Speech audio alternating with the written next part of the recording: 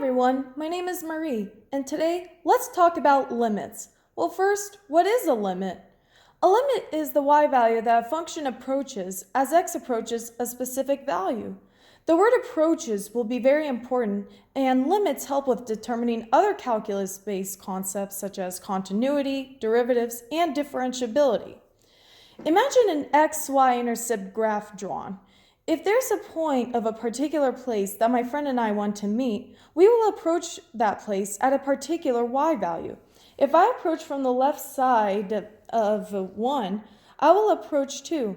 If my friend approaches from the opposite side, she will still end up approaching 2.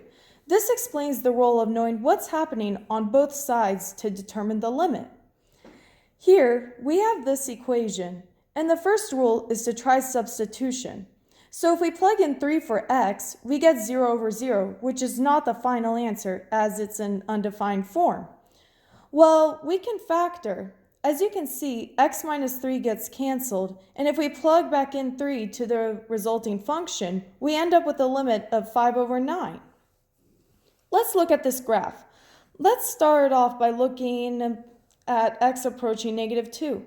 We can see a gap between two values, which tells us that this is a jump discontinuity. From the left, the limit is 1, and from the right, it's 4. Therefore, there's no limit, but we can have a function value of 1 at x equals -2. Let's look at 2.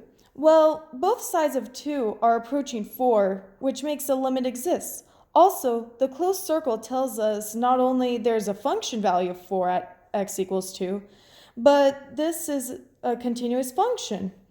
Finally, at 7, we can see that from the left and right side of 7, the limit approaches -1. While the limit exists, there's no function value because there's an open circle or hole. We call this a removable discontinuity.